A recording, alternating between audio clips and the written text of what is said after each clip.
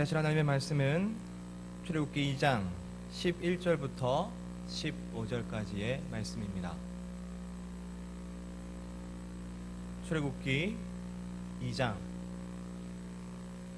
11절에서 15절까지의 말씀입니다.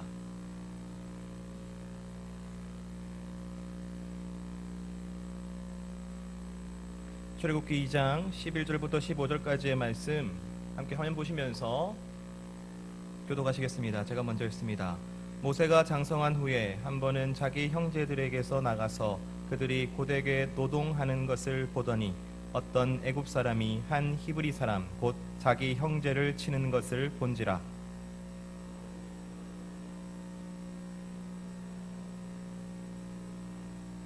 이튿날 다시 나가니 두 히브리 사람이 서로 싸우는지라. 그 잘못한 사람에게 이르되 내가 어찌하여 동포를 치느냐 하매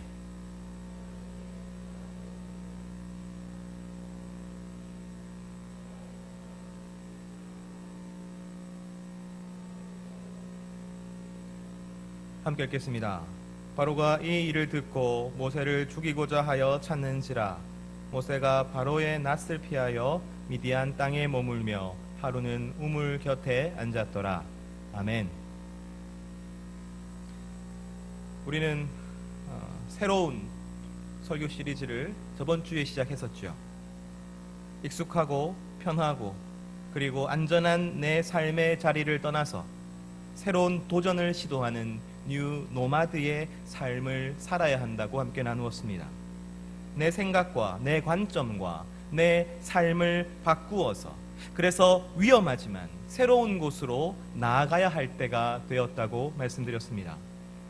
하지만 우리는 그저 익숙하고 편하고 안전한 이곳이 좋습니다. 이 삶에서 그냥 머물고만 싶습니다. 그래서 하나님은 어쩌면 우리에게 뉴 노멀을 허락하셨는지도 모르겠습니다. 타이에 의해서 뉴 노마드가 되어야만 하는 이 상황을 만드셨는지도 모르겠습니다. 그러나 우리가 굳게 믿는 것은 이 상황 가운데서도 하나님은 이 세상을 다스리시고 계시고 하나님의 뜻을 이루어내고 계신다는 사실입니다. 그러므로 우리는 이 시기가 최대한 빨리, 최대한 아무 문제 없이 지나가는 것이 목적이 아니라 이 시기를 어떻게 하면 제대로 경험할까, 제대로 겪어낼까 고민하는 것이 지금 우리의 생각이어야 하는 것이죠.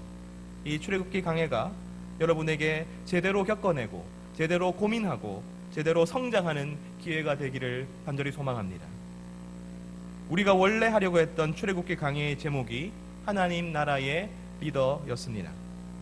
모세의 삶을 통해서 하나님 나라의 리더가 어떠한 존재인지 어떻게 되어지는지를 함께 살펴보기를 원했지요. 하지만 우리의 현실이 코로나19로 말미암아 완전히 달라져 버렸습니다. 그래서 새로운 출애굽기 강해를 하겠다라고 여러분 앞에 말씀드렸습니다. 그런데 오늘 설교를 한참 쓰고 보니까 저번에 썼던 강해하고 내용이 똑같았습니다. 명색이 새로운 강해를 할 거라고 제가 여러분 앞에 말을 했으니까 이걸 다시 다 바꿔야 되나? 라는 고민을 했습니다. 하지만 어쩌면 이것이 의미가 있을 것 같습니다.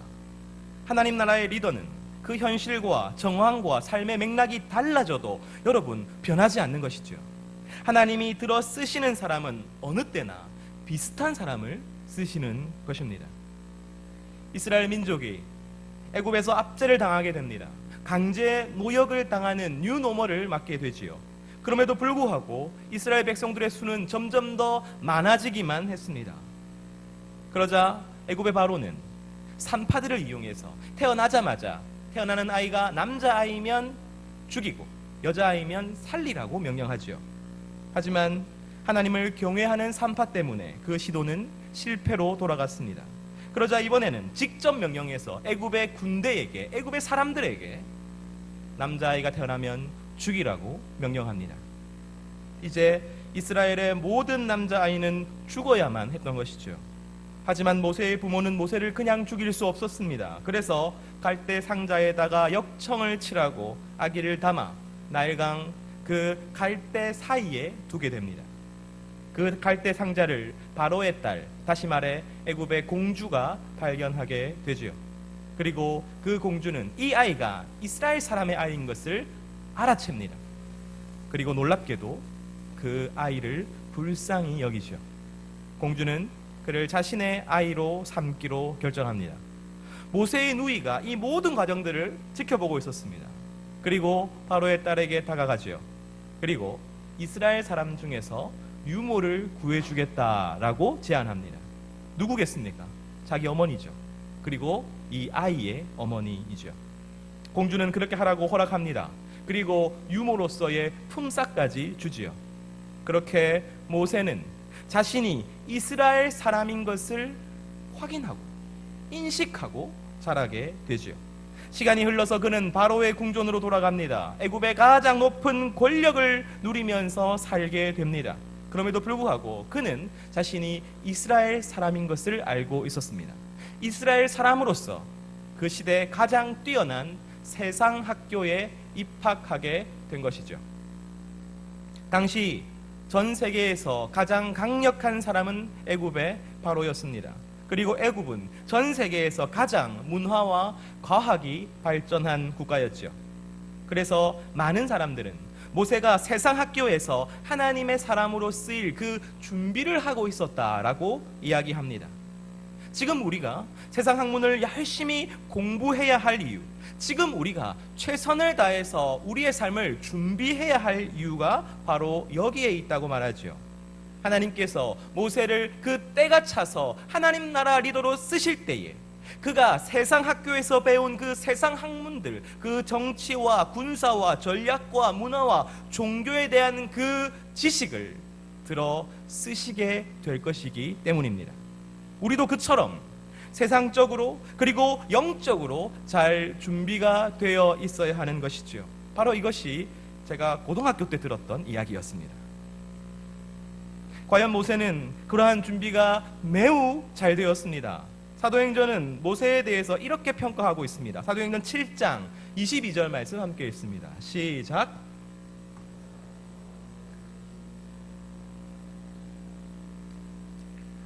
모세가 애굽 사람의 모든 지혜를 배웠습니다. 여러분, 모든 지혜입니다. 그가 40살이 되자 더 이상 그 세상 학교에서 배울 것이 없었습니다. 이제 세상 학교에서 졸업할 때가 된 것이죠. 그는 정치와 군사와 문화와 종교와 모든 분야를 통달한 영웅이 되어 있었습니다. 그러자 그가 무슨 일을 합니까? 세상 학교에서 졸업하자마자 그가 하는 일이 무엇입니까? 처음부터 그는 자신이 이스라엘 사람인 것을 알고 있었습니다. 꾹 참고 애굽의 그 모든 학문을 배워 통달하게 되었습니다. 그에게는 숨은 목적이 있었던 것이죠. 준비를 하고 있었던 것입니다. 모세는 이제야 그 준비를 실행에 옮길 그때가 된 것이죠. 출애굽기 2장 11절에서 12절 말씀 함께 했습니다. 시작.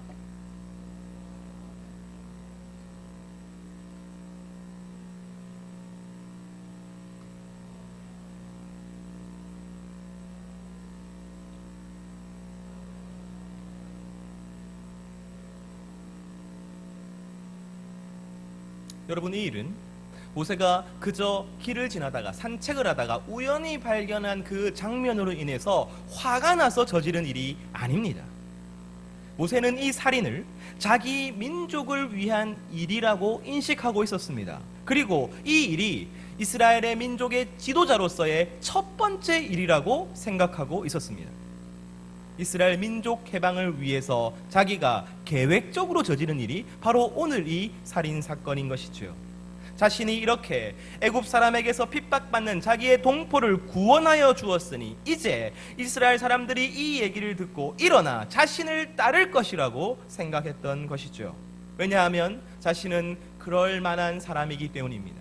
자신은 그러할 준비가 되어 있었기 때문입니다. 이제 하나님의 도구가 되어서 그 민족을 구원할 지도자가 되기 원했기 때문이죠. 감동한 이스라엘 백성들을 이끌고 애국과 싸워 이겨서 이제 자유를 찾겠다고, 승리를 거두겠다고 생각하는 그 첫 번째 단추가 오늘 이 사건인 것이죠. 그래서 모세는 그 이틀날에도 나간 것입니다. 어떤 일이 벌어지고 있는지를 보아야 했으니까요. 모세는 아마도 함께 모여서 자신을 기다리고 있을 이스라엘 사람을 기대했는지도 모르겠습니다. 그런데 문제는 아무도 모세를 기대하거나 기다리고 있지 않았다는 점입니다. 오히려 이스라엘 사람들끼리, 자기들끼리 싸우고 있었죠. 모세가 볼 때 얼마나 한심하겠습니까? 그래서 잘못한 사람을 나무랐습니다. 왜냐하면 자신은 애굽의 왕자이고 그에 앞서서 이 동족을 사랑하고 동족을 구원할, 이끌 준비가 되어 있는 지도자이기 때문이죠. 그런데 이스라엘 사람이, 다시 말해 모세의 동포가 무엇이라고 대답합니까? 출애굽기 2장 14절 말씀 함께 읽습니다. 시작.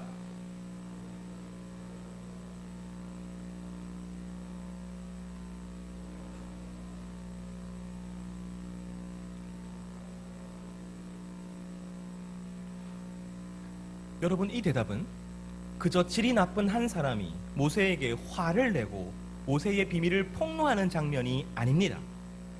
오늘 이 대답은 모세의 그 시도가 세상학교를 졸업하고 가장 위대한 영웅이 되어서 자기 백성의 리더가 되겠다고 하였던 바로 이 시도가 실패했음을 우리에게 보여주고 있는 것이죠.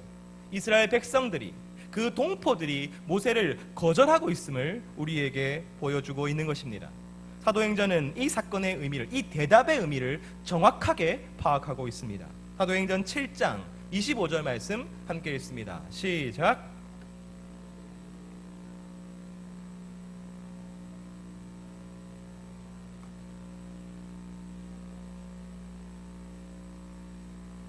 여러분, 다시 말하면 모세는 자신이 이끌기를 원했던, 구원하기를 원했던, 내게 자격이 있다고 생각했던 바로 그 백성들에게서 거절당한 것이지요.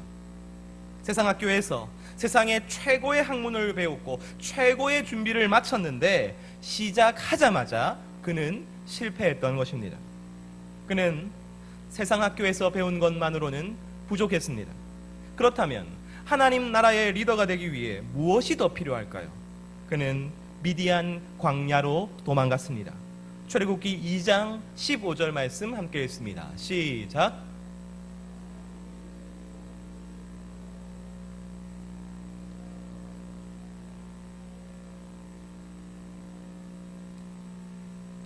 애굽의 왕자라는 그 신분과 애굽의 왕실이라는 그 최고의 교육기관에서, 그 세상 학교에서 모세는 가장 뛰어난 인물이 되었습니다. 가장 준비를 많이 한 인물이 되었습니다. 그런데 그것을 가지고서 아무것도 할 수 없었죠. 처절하게 실패하고 그는 미디안 광야로 쫓겨갔습니다. 그렇습니다. 여러분, 세상의 그 학교의 학문과 준비로서는 부족합니다. 우리에게는 광야 학교가 필요했던 것이죠. 광야는 사막을 말합니다. 풀이 드문드문 나 있는 황량한 땅을 의미합니다. 이제 그는 광야를 떠돌아다니는 목동으로 40년을 살아야 했습니다. 자신의 재산은 하나도 없이 장인의 집에 얹혀 있는 세월 40년이었지요. 하지만 우리가 잘 알고 있듯이 그 40년이 지나고 나서 그는 온 이스라엘의 지도자가 될 것입니다. 그 광야에서 그 목동으로 살아가는 그 40년의 세월이 지나고 나면 그는 하나님 나라의 리더가 될 것입니다. 그래서 사람들은 그 광야를 학교라고 부르지요. 그 광야에서 순종하는 것을 배울 수가 있었다고 말합니다. 그 광야에서 하나님을 신뢰하고 하나님을 믿는 방법을 배웠다고 말합니다. 그 광야에서 낮아짐과 겸손을 배웠다고 말합니다. 모세는 세상 학교에서 배우지 못한 것을 이 광야 학교에서 배웠다고 말하고 있죠. 그 말이 맞을 수도 있습니다. 하지만 저는 여기에 우리가 아주 쉽게 빠지는 논리의 함정이 있다고 생각합니다.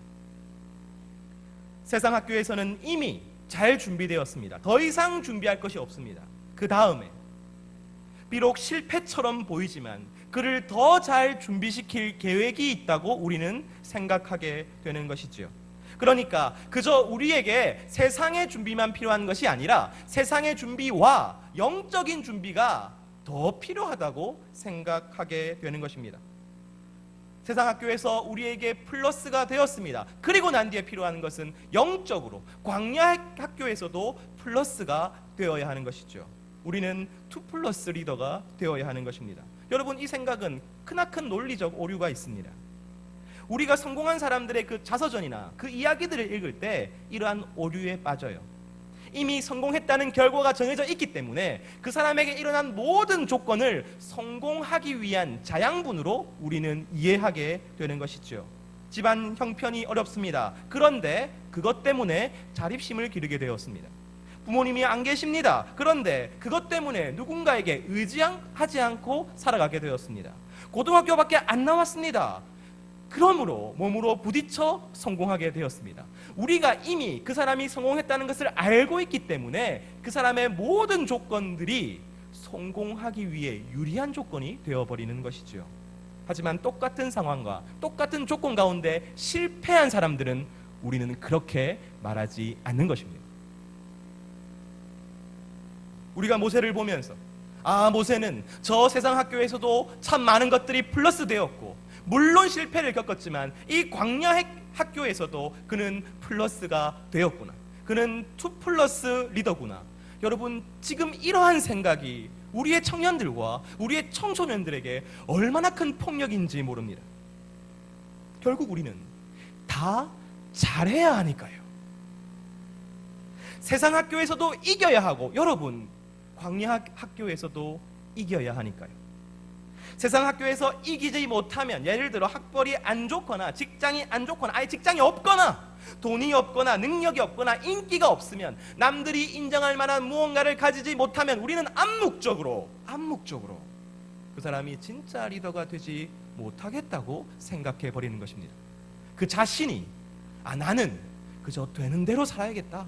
왜냐하면 하나님이 내게 축복을 내려주시지 않았고 나는 이 세상 학교에서 플러스가 되지 않았고, 그래서 영적 학교에서 플러스가 된다고 하더라도 나는 리더가 되지 못하니까. 여러분, 이것이 얼마나 슬픈 생각입니까? 저는 이 생각에 동의하지 않습니다. 세상 학교가 여러분 플러스라면 저는 광야 학교는 마이너스라고 생각합니다.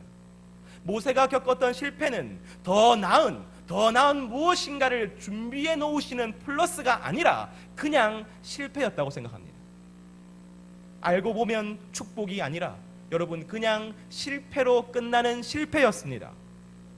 세상 학교에서 위대해진 모세는 광야 학교에서 평범해졌습니다. 그가 세상 학교에서 가지게 된 힘과 능력과 지혜들은 광야 학교에서 하나하나 다 빼앗기고 잊히고 없어져 버렸습니다. 평범하고 초라한 한 사람의 목동이 될 때까지 그는 광야 학교에 있어야 했습니다. 정확히 세상 학교에 있었던 40년 동안 말이죠. 제가 그렇게 생각하는 이유가 있습니다.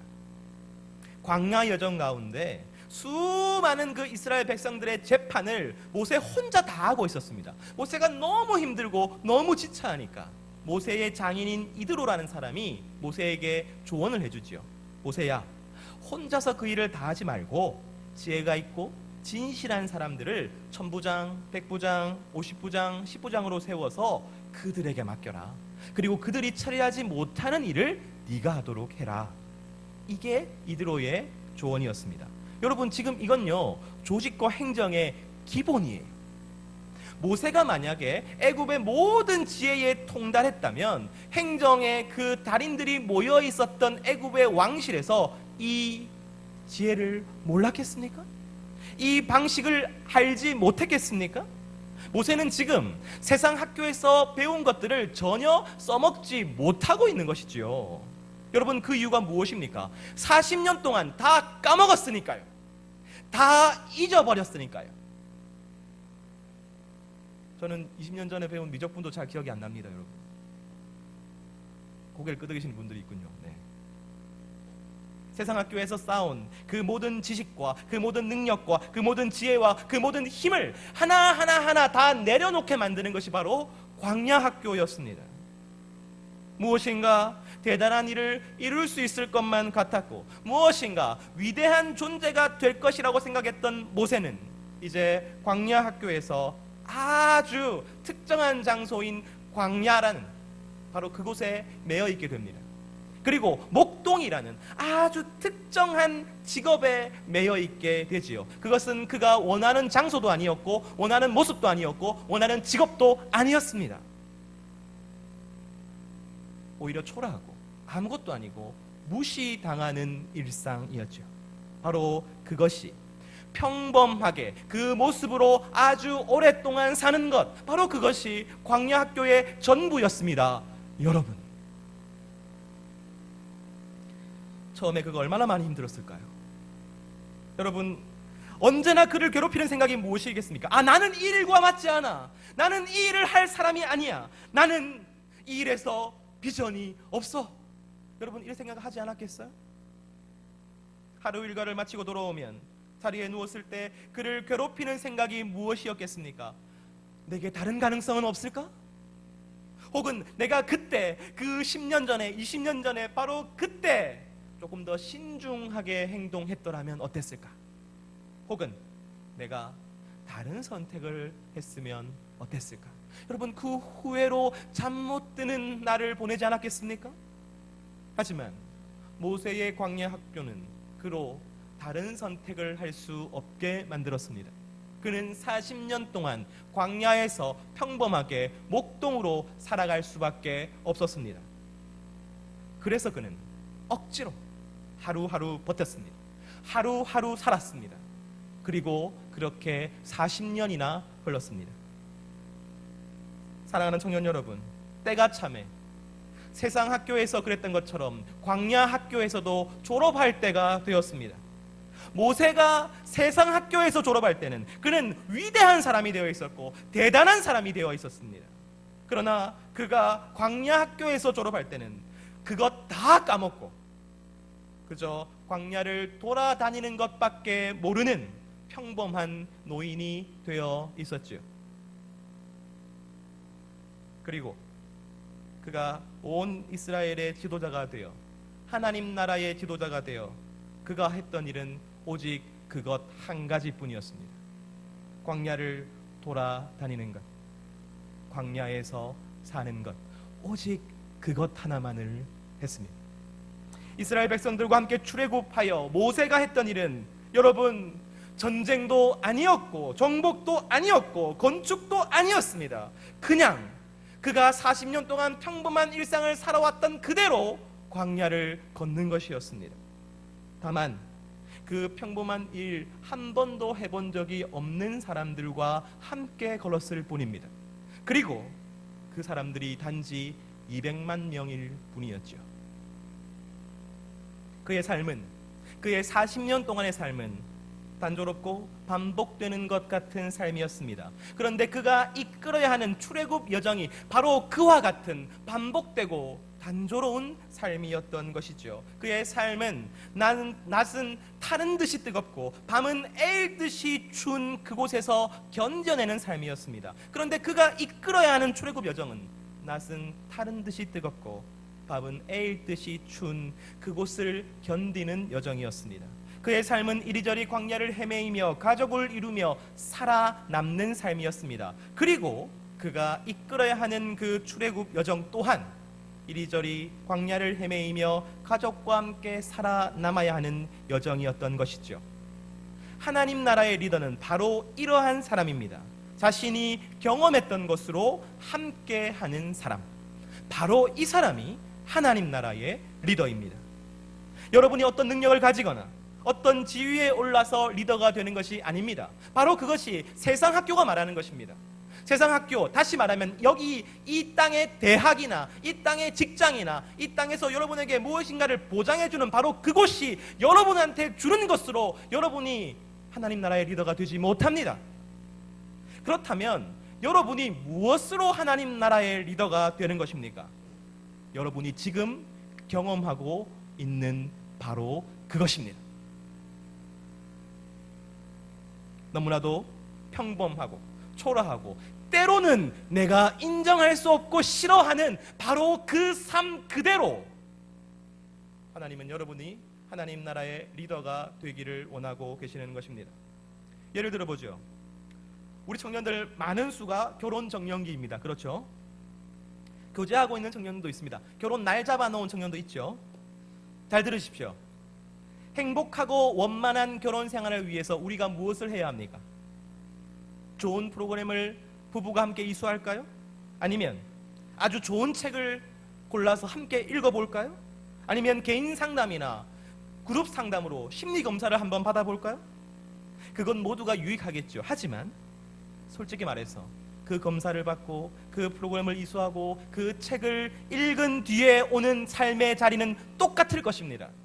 남편은 여전히 변하지 않을 겁니다. 여러분, 제가 경험해봐서 합니다. 아내도 마찬가지예요. 삶의 문제는 그대로 있을 것입니다. 그리고 조금 잠잠해진 것 같다가도 또 어떤 계기로 갈등이 시작되고 분노와 불안과 그리고 싸움이 시작되겠죠. 여러분, 행복한 결혼 생활이란 절대 쉬운 일이 아닙니다. 그렇다면 우리가 어떻게 이 행복하고 원만한 결혼 생활을 할 수 있을까요? 저는 아주 좋은 방법이 바로 여기에 있다고 생각합니다. 행복한 결혼 생활을 하고 있는 다른 가정과 친하게 지내십시오. 함께 하십시오. 그들을 멘토로 삼고 그들의 멘티가 되십시오. 행복한 가정에 대해서 배우고 책 읽고 검색하는 것은 아무 소용없습니다. 여러분, 다시 말합니다. 아무 소용없습니다. 행복한 가정, 서로를 존중하고 배려하는 가정과 여러분 함께 있어야만, 그것도 이 함께 있는 말을 오해하지 마세요. 한 달에 한 번 가지고 함께 있는다고 하지 않습니다. 한 주에 한 번 만나겠다고 마음먹으십시오. 그들과 함께하는 게 내 일상이 되겠다고 결심하십시오. 내가 수시로 그 아내분에게, 그 남편분에게 전화해서 내 하소연을 할 수 있는 사이가 되겠다고 결정하십시오. 그것이 함께하는 것입니다. 여러분, 그렇지 않으면 우리는 그저 내가 생긴 대로 말하게 됩니다. 내가 해왔던 대로, 내 생각대로, 내 감정대로 쏟아놓게 됩니다. 결국은 불행한 결혼 생활이 될 수밖에 없는 것이죠. 저는 그런 의미에서 자랑스럽게 우리 청년공동체 작년 스텝 가정들을 여러분에게 추천할 수 있습니다. 그분들에게 문제가 없다는 것이 그렇죠. 그분들에게 문제가 있다는 것도 아니고 모르겠습니다. 저는. 하지만 그분들이 서로를 사랑하고 아끼고 존중하며 지금 있는 그 문제들을 해결하려고 노력하고 있다는 것은 압니다. 여러분, 그러므로 결혼하는 커플이 만약 제게 인사를 하게 된다면 저는 여러분 딱 한 가지만 이야기하겠습니다. 여러분에게 멘토 가정이 있습니까? 여러분이 정말 닮아가고 싶은 그 가정이 존재합니까? 그들을 친구로 삼으십시오. 그리고 이 두 사람의 삶 가운데 들어오게 하십시오. 그리고 저는 다시 자랑스럽게 우리 청년 공동체 작년 스텝 가정을 여러분께 추천합니다. 사실 저는 교회에서 결혼한 모든 커플마다 이렇게 매칭해드리고 싶어요. 무조건 한 주에 한 번씩 밥 먹어라. 여러분, 이것이 꼭 결혼을 하는, 이제 시작하는, 새로운 길을 걷는 멘티 가정에만 도움이 됩니까? 여러분, 그렇지 않아요. 여러분, 내가 만약에 이렇게 가정을 꾸리고 살아가고 있는데 누군가가 내게 와서 우리 가정에, 우리 결혼 생활에 멘토가 되어 주십시오라고 말했다고 칩시다. 여러분, 제가 말하는 것이 달라지지 않겠어요? 제가 행동하는 것이 달라지지 않겠습니까? 단순히 이 가정에서 일어나는 일이 이 가정에서 끝나는 것이 아니라 지금 시작하는 한 부부의 행복과 연관이 있다고 생각한다면 여러분, 그래야 지금 내가 하는 이 말과 행동과 선택들이 리더로서의 책임감을 가지게 된다면 여러분, 우리의 삶이 얼마나 달라지겠습니까? 여러분이 지금 살고 있는 그 자리를 돌아보십시오. 여러분이 공부하고 일하고 있는 그 자리를 돌아보십시오. 그곳에서 우리가 마음껏 욕하고 뒷담화하고 짜증내고 화내고 게으름 피울 수 있는 이유가 무엇입니까? 그것이 바로 내 일이기 때문입니다. 다시 말합니다. 그것이 나만의 일이기 때문입니다. 하지만 여러분의 일은 절대로 여러분의 일로 끝나지 않습니다. 여러분은 그 길을 먼저 걸어간 자로서 그 길로 누군가를 인도하게 될 것입니다. 바로 그것이 하나님의 광야 학교이기 때문이지요. 나는 혼자서 애쓰고 혼자서 성공하고 혼자서 실패하고 혼자서 좌절하는 것 같지만 여러분, 절대 그렇지 않습니다. 평범해 보이는 혼자 같은 그 삶이 실은 하나님 나라의 리더가 되는 준비인 것이죠. 경험하지 못한 자는 이끌지 못합니다. 여러분, 모세가 어디까지 이스라엘 백성들을 인도합니까? 모세는 가나안 땅에 들어가지 못합니다. 그토록 원하던 가나안 땅을 보면서 죽습니다. 무엇 때문입니까? 모세는 가나안 땅에 들어가 본 적이 없기 때문이죠. 모세는 오직 그 광야만을 경험하는 리더였기 때문입니다. 지금 여러분의 삶의 자리가 어쩌면 광야인지도 모르겠습니다. 하지만 여러분, 바로 그곳은 광야 학교입니다. 그 학교는 여러분이 꽃 필 때를 대비해서, 여러분이 성과를 내고 성취할 때를 대비해서 준비하는 세상 학교와 같지 않습니다. 광야 학교는 우리로 하여금 하루하루를 견디며 살아가게 만듭니다. 평범하고 초라한 그 삶을 버텨내게 만듭니다. 하나님께서 지금 내게 허락하신 그 순간을 오늘도 전심으로 살아가게 만드는 것이지요. 너무너무 힘이 듭니까? 너무너무 외롭습니까? 좋습니다, 여러분. 여러분보다 앞서 그 길을 간 하나님 나라 리더들에게 손을 내미십시오. 혼자 그것을 다 감당하려 하지 말고 하나님께서 여러분 곁에 두신 바로 그 길을 먼저 간 사람들에게 조언을 구하십시오. 마치 결혼의 선배들을 찾는 것처럼 여러분의 삶의 멘토들을 찾으십시오. 바로 그것이 우리가 서로서로 영적인 리더가 되고 영적인 멘토가 되는 하나님의 공동체인 것입니다.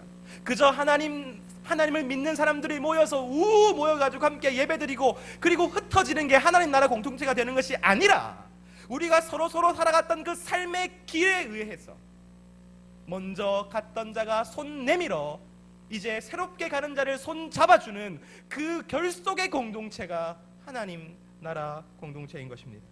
다른 것이 아니라 여러분이 살아온 삶에 대해서 여러분이 고민하고 느끼고 울고 좌절하며 그렇게 부대껴온 그 세월과 경험에 대해서 여러분, 우리 모두에게 리더가 되어야 하는 것이지요. 여러분, 어떤 때에 오직 한 사람을 이끌게 될 것입니다. 여러분, 어떤 때는 한 부부를 이끌 수도 있겠지요. 한 가정이 우리를 따라올지도 모르겠습니다. 그리고 어쩌면 모세처럼 200만 명이 될 수도 있겠지요. 그러나 그것은 여러분이 어떠한 능력이 있어서가 아니라, 어떤 뛰어남이나 열정이 있어서가 아니라, 하나님께서 먼저 경험한 사람이 필요했었기 때문입니다. 여러분, 바로 이것이 하나님 나라 리더의 법칙입니다. 가나안 성도라는 말이 있어요. 신조어가 있는데 좀 오래된 신조어군요. 이 말이 무슨 뜻이냐면, 여러분, 가나안을 거꾸로 읽어보면 안 나가이죠. 안 나가. 교회에 안 나간다고. 그러니까 교회에 실망한 거예요. 어떤 교회의 어떤 여러 가지 문제들, 갈등들, 그리고 고압적이고 왜곡적인 그 교회의 모습들에 실망해가지고 내가 예수는 믿는데 교회는 안 나간다. 바로 그런 사람들이 가나안 성도들입니다. 여러분, 그런데 제가 이 코로나19 이 시절을 겪으면서 글을 읽어요. 그런데 어떤 사람이 쓴 글에서 이런 대목을 발견했습니다. 코로나19 시대에 모두가 교회에 가지 못하게 되는 이 상황 가운데 어쩌면 우리는 가나안 성도들에게 우리가 갈 길을 물어야 할지도 모른다. 왜냐하면 이들은 우리가 처한 상황을 먼저 경험하였기 때문이다. 여러분, 저는 이 말을 듣는데 누가 내 머리를 망치로 때리는 것 같았어요. 아, 그렇구나.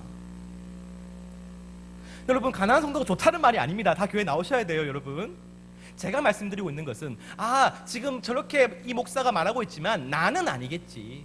지금 내가 얼마나 힘들고 얼마나 외롭고 얼마나 초라한데 그렇지 않다는 걸 말씀드리는 거예요.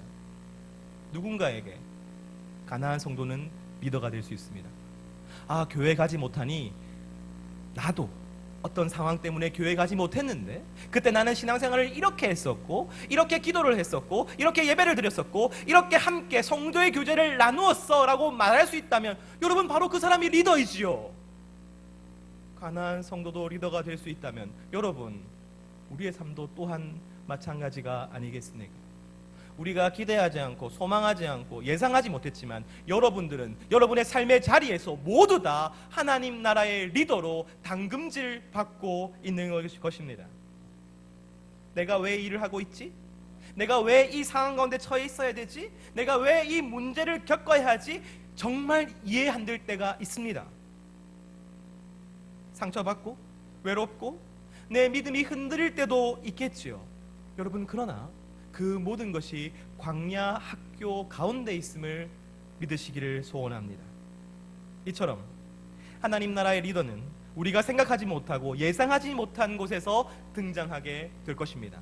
나는 우리 청년 공동체 안에 그러한 리더들을 꿈꿉니다. 속히 그러한 리더들이 많이 이곳에 있어 주기를 소원합니다. 이 광야에서 어쩌면 여러분이 살고 있는 지금 이 삶이라는 광야 가운데 여러분, 이겨내십시오. 버텨내십시오. 살아내십시오. 그리고 그 삶으로 또한 누군가에게 새로 이 길을 시작하려는 사람들에게 손을 내밀어 주십시오.